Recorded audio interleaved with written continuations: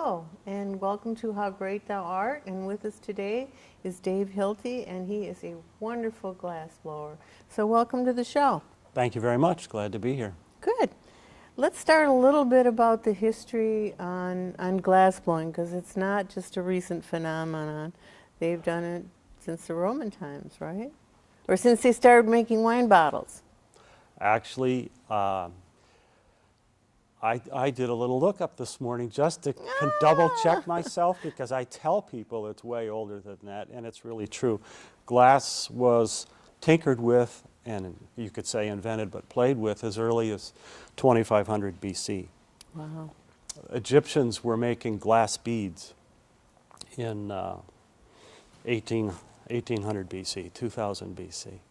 The glass blowing pipe, as we know it, on which you could blow glass vessels and bowls like I do, was just invented in the 1st century BC. So after that, they could start to make functional vessels and storage bottles and wine bottles and that kind of thing. And it's made from sand, right? It is. It is. And what's the temperature? Silica sand is maybe, in my glass body, 60 to 70% of the material. And then you add some fluxes to get the melting temperature of the sand down to a reasonable range. When I melt glass, I cook the batch, the primary components of the glass, at 2300 degrees Fahrenheit for about 5 hours. Wow. But my blowing temperatures are down around 2000 degrees. Okay. Glass starts to soften and move at about 1200 degrees Fahrenheit. Okay. And you were telling us a little bit before about the modern history of glass as far as the space shuttle. It's curious because the modern art glass movement as we know it today, which is many small 1- and 2-person studios with a small furnace, was enabled by the advances in the insulating tiles that the Space Shuttle program pulled some scientists into the game and said, look, on re-entry the vehicle's going to burn up if we can't protect the belly of this thing. So they advanced tile making and insulating brick making to the point that you could resist the high temperatures of re-entry, and the thing could be glowing red and the skin of the vehicle wouldn't be interrupted at all or melted in the slightest bit, because the temperatures were reduced passing through that thing. Those components are what we use today to build a small-scale furnace to fit into, like my studios, in a small barn at the place here in Oxford. So that the Space Shuttle led to art glass being workable in a one-man studio. Yeah. And I think most people know Dale Chihuly. He's such a person that's so related to glass. And I think he also brought it more to the forefront because he just didn't do vases. He did balls that floated on water, and he's certainly a great self-promoter. But he doesn't blow a lot of the stuff himself because he just has the one eye, so he has no depth perception. I had no idea that that was such a intricate part of blowing glass. Well, and many of Dale's things, he's really kind of moved on from the scale of pieces that I do to very large scale pieces, and you need some upper body strength that exceeds mine, and you need teams of 2 and 3 and 4 and 5 people to execute some of the large scale pieces that you see in some of his sculptural works and just very large scale pieces that he does. But I'm fond of saying you can get jealous of every glassblower has perhaps a little envy about Dale Chihuly's great success, but I like to say he's floated every glassblower's boat that much higher, because he's popularized and made it much more interesting and promoted the whole glassblowing field. So it's helped us all. Absolutely. Yeah, well, and it takes a little bit more to get started blowing glass than just, a couple of pencils and some paper or paintbrushes. It takes some time and effort and obviously materials to do a glory hole. And you built your own, right?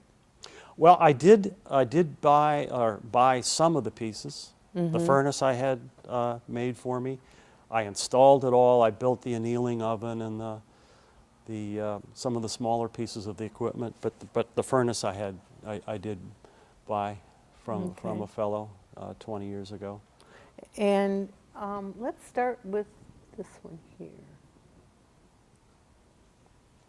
Take us through the process. It's funny you should pick this one because this is sort of this is the quirkier of the pieces that I brought today.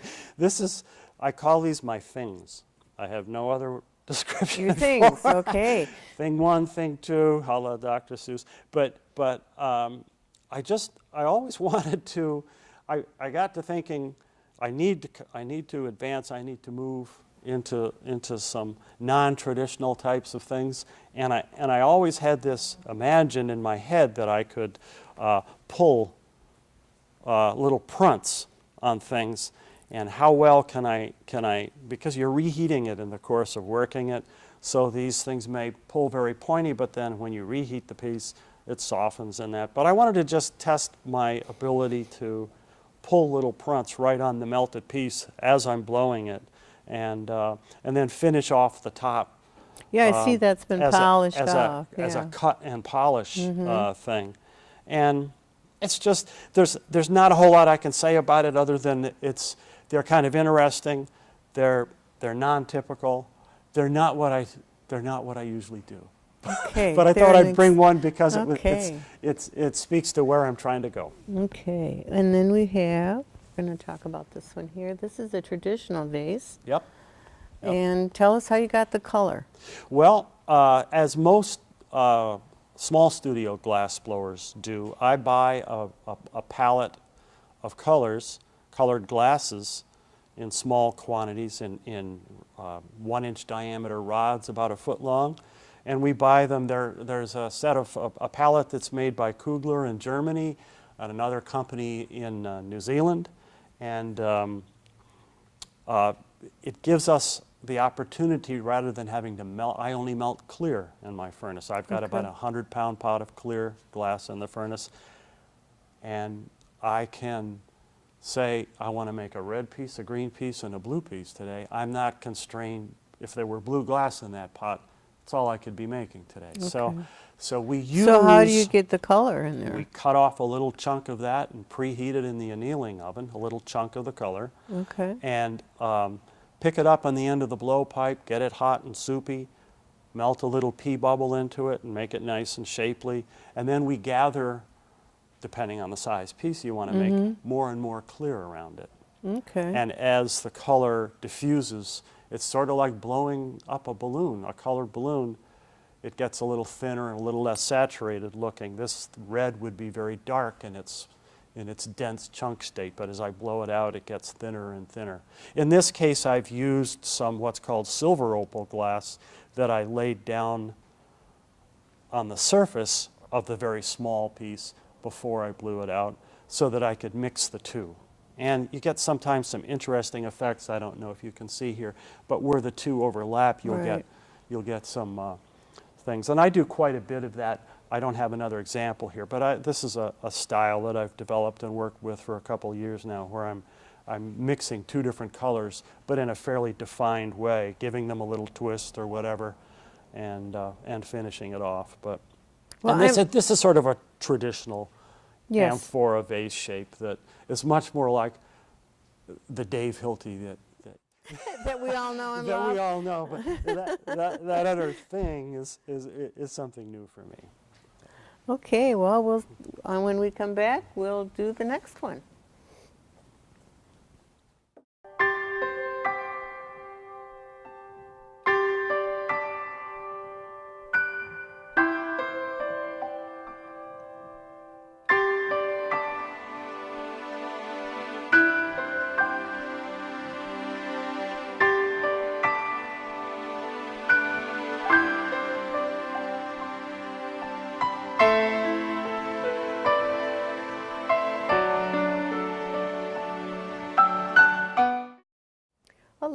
welcome back to How Great Thou Art. And with us today is Dave Hilty, and he's going to show us and talk about his glass.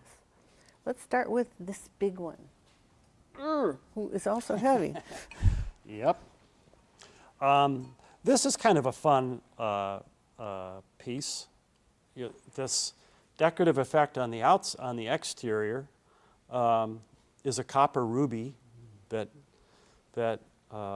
color that was brought to me as a bit, maybe the size of your thumb, melt nice and gooey and ready to touch down. It's sort of like pulling taffy.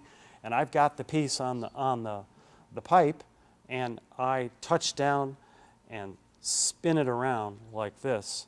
But what's interesting is to get this kind of crisscross weave effect here, this baskety looking threading, is I let the whole thing sag like this. I get it hot on the pipe, I let it sag, and then when I turn, see how this is straight here? When I give it a turn and start spinning and laying down the color, I'll be going on one bias, and then I'll turn it one when we're done with that and trim it and reheat it. I'll then let it sag 180 the other way. So I've got this threading that's Sounds going like a on. control issue. Yeah, it's a curious thing. Yeah. But what's fun is you can create a basket weave effect, and I kind of had a lot of fun with that, and still do. What's also interesting is we buy the colored glasses. I spoke to you before about buying it in chunks, but we can buy it in crushed frit, we call it, small grains of sugar or sand size, and I'll pick that up on a little bit of a thumb-sized bit of clear and roll it in that. And then because these grains kind of hold their shape, as I pull the threading on, you'll actually see some very fine threading, almost as though it was brush stroked. Okay. So it's kind of fun to be. It's as though the piece had that painted on with a hairbrush or a Japanese brush of some kind. So this is what I call a rolled shoulder bowl. When I have it still good and hot on the punty rod, I will heat it up and spin it and form and bring the lip back in like this, and you can see where it kind of rolls over. And I'm spinning quickly enough, it throws this part out, but if I hold my hand just right, it can bring the lip back in like that. Okay. We use in the old days, we used wet newspaper folded up and soaked really good to protect your hand from the heat, so you could literally shape it with your hand like you do on a potter's wheel. Wow. But today we use a graphite pad that, because the good thing is that most newsprint is recycled anymore, but the recycling process has introduced so much dirt and junk into the newsprint that it gets into our glass and it breaks down quickly. So we've moved from the old newspaper days to the graphite pad, but that's our shaping tool that you can literally use your hand on. Well, I have kind of a question. Yeah. I've seen, blowing glass, and you reference it kind of like blowing into a balloon. So what happens if you overblow? Does it pop like a balloon? I do that in my demonstrations all the time. Kids get a great, and old kids, 99-year-old kids, get a great kick out of it because you can blow it so thin that it'll just pop. And just all the little onion skin, Oh my goodness. thin layers of glass will just flutter to the floor. I mean, it's not a dangerous thing, but yes, you can. And you have to be very careful, again, with using that pad and shaping the glass to shove a lot of the glass toward the bottom of your vase. If this bottom is too thin, A, you're never going to break it off the pipe without cracking it out and breaking the piece, but B, it's going to be top heavy and not have enough weight in the bottom of the piece. So we use that shaping pad to keep it a lot of glass down there at the bottom. Okay. Well, a little bit personal things. How did you get started? My wife gave me I had expressed an interest in kind of like, I mentioned the fact that we were living in a small starter house in Birmingham at the time in the mid-'80s. And the Birmingham Bloomfield Art Association there had a small hot glass shop and offered classes. And lo and behold, my wife gave me an excellent Christmas gift, and I got bit by the bug, and I kept going back and back. And I bounced around studios all over town, Okay. Center for Creative Studies, and you name it, I've been there. Okay. Until You did your own. I got my own studio. I stayed so committed and so invested that when we moved out to Oxford in '88, that I had to have a house with natural gas. Couldn't be on propane because I wanted, Okay. but we Right. never got a studio built till '97. We couldn't really afford didn't have the resources to do it. But in '97, I did build out the studio that I work in today. Okay. Well, thanks for sharing that, and we'll be back in a couple of minutes. Thank you.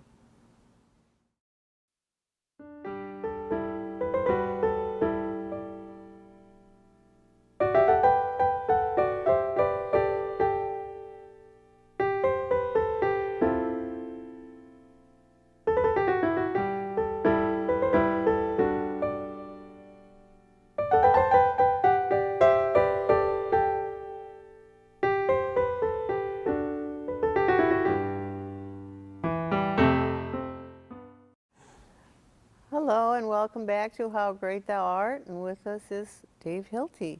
And he was just explaining some of the technical pieces. And this looks technical. Well, I don't know. It's pretty straightforward when you see actually how it's done. I spoke about picking up chunks of glass to get the color in there. Well, this is a lovely purple hyacinth color, so I picked that up on the end of my pipe. But the fun stuff that happens a little later on, once I get it blown out and gather my last gather of clear for the size vessel I want, is I will lay out some cane that I've previously pulled. It's like stretching taffy, colored Okay. glass cane, and I will lay thin pieces of cane down on the marver. That's a big half-inch steel plate that we use to shape and chill the glass. I'll lay that cane down in a kind of interesting pattern, and when I go into the furnace and come out with my last gather of clear, I'll come right over to the marver and roll this thing and pick up all that cane, hustle over to the glory hole, we call it. It's like a big bad reheat furnace that's running around 2,200 degrees, and heat that material in.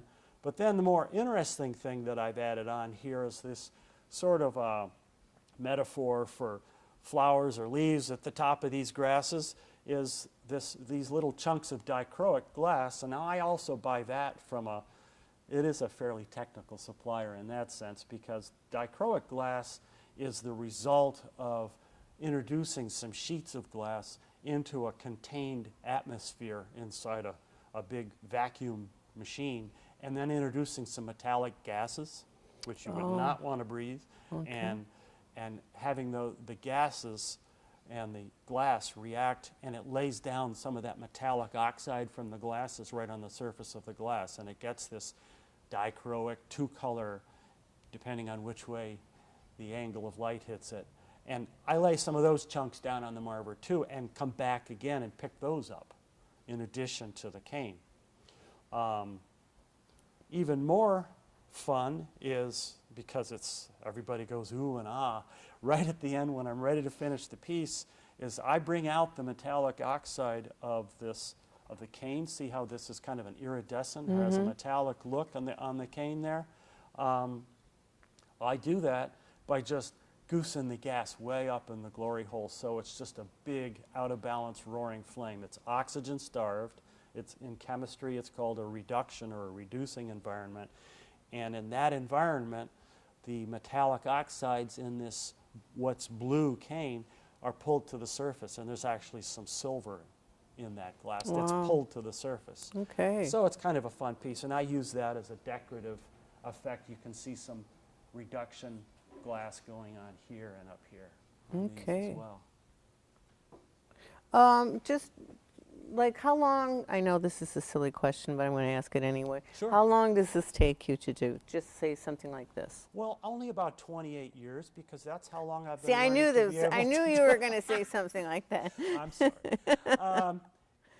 An hour Okay. to 2 hours if I include the cold working, which is the polishing and the Okay. grinding of the foot when it's down to room temperature and so forth. Actual on the pipe, making it time before I throw it in the annealing oven, an hour maybe. Okay. Yeah. In 28 years. Plus the 28. Yeah, plus the 28 You don't know years. how many of those fell on the floor in the last 20. Yeah, but you can recycle, kind of, or no? Yeah, you can, the clear. If we try to intermix the color, it just all turns. You know what happens when you throw every color in the book. It's yeah. it's yuck, mud. Yeah, yeah. Unless you like that kind of thing, yeah. Yeah. Well, tell us about your website. Okay, it's a fairly simple site. It's pinelakeglass.com. And you are located right in Oxford. Southwest corner of the township at Coates and Drainer, and we have an open studio event 2 times a year, one in the fall, and one is in fact coming up October, I've got fall on the mind, April 27th and 28th, that weekend. We do hot glass demonstrations down in the studio from noon to 5. Both days, and we open up the family room as a gallery. So we have lots of Mother's Day's 2 weeks later, so we have lots of unique gift items for sale right there in the gallery. Well, I know at Christmas time you do bulb, Christmas ornaments. Yep, yep. So you have smaller items too and some larger ones. Sure, Yeah. sure. A very popular item of mine is an oil and vinegar bottle that I've been doing really well with. Okay. The website also has a series of art fairs that I'll be going into this year, as I do every year. The first of which in the future is Royal Oak Clay, Metal, and Glass in early June. Oh. I'll be in the Birmingham Spring Fair. I will be at the Ann Arbor Art Fair on State Street, and Rochester Arts and Apples. But all those dates and times are available on the website as I'm confirmed and juried into each of those shows. Okay. So. Well, you've really, expanded from when I first met you to, all of this stuff. I see a huge change in how you do things, and you're everywhere, it sounds like, as far as the art fairs. Well, They're a lot of work. I think 27, 28 years helps a little. It gets you going a little Okay. more. I have expanded my repertoire a little Yeah. bit, so it's some serious work and a lot of repeats and floor models, as we call them. But Okay. I finally have some confidence, and I am glad to have people enjoy my glass. Oh, good. Well, Dave, can you repeat your webpage again? And Sure, it's www.pinelakeglass.com. all right, and that's it for today for How Great Thou Art. I'm Margot Van Horn with Dave Hilty, and thank you for joining us.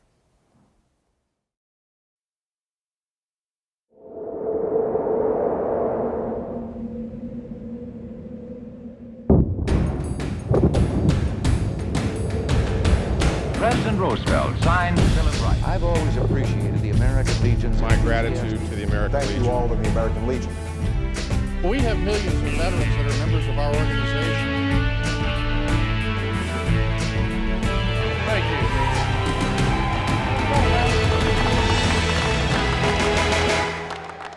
The American Legion.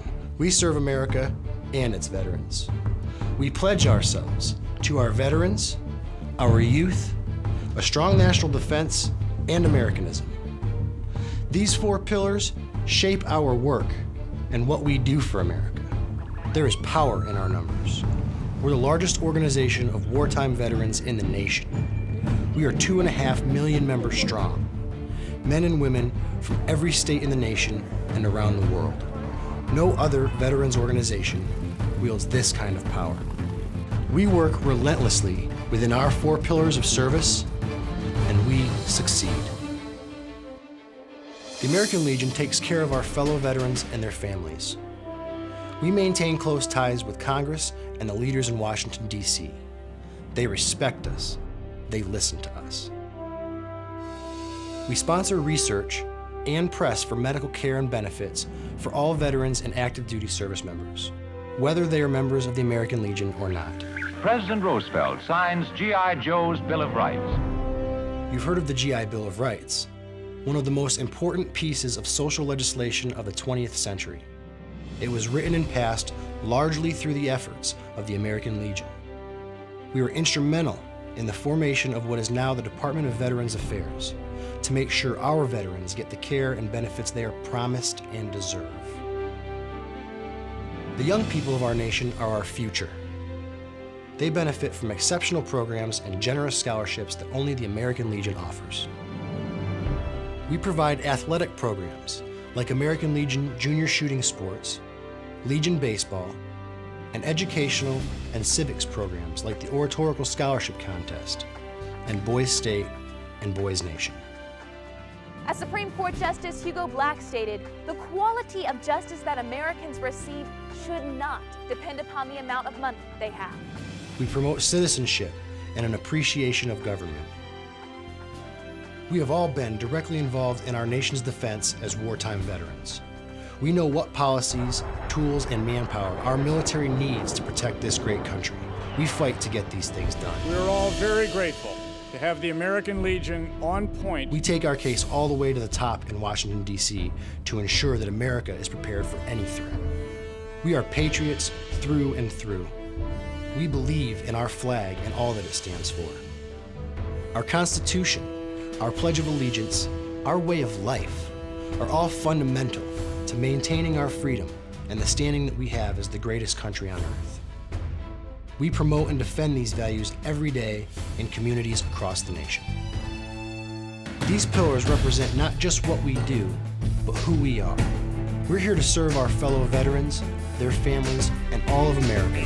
We are here for them. We are here for you. The American Legion asks you to join us in our mission. If you share our vision and commitment to America, visit our website at legion.org or your nearest American Legion post today.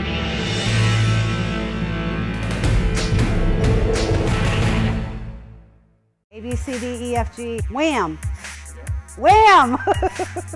I'm a big part of the Addison Living Show. OCTV has some of the most imaginative people working here. You can take a story and turn it into something visual. I'm constantly an individual who wants to learn things. I do this because we are your voice. I love to do music stuff here with OCTV. I love enthusiasm. I love people who enjoy their job. He can do that. Anything about broadcasting, I just really loved it. We want you. I am. I am. I am. I am. I am. I am. I am. I am OCTV.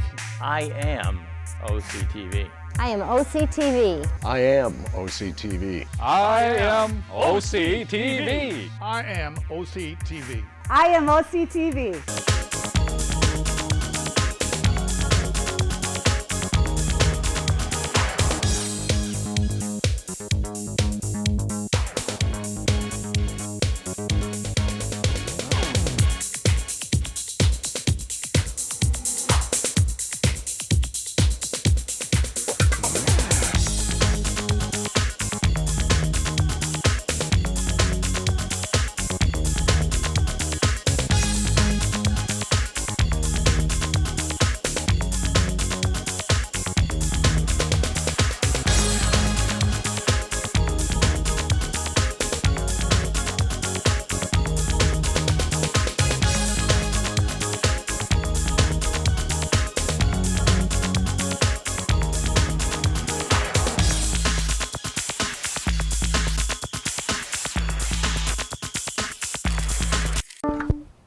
We can do this.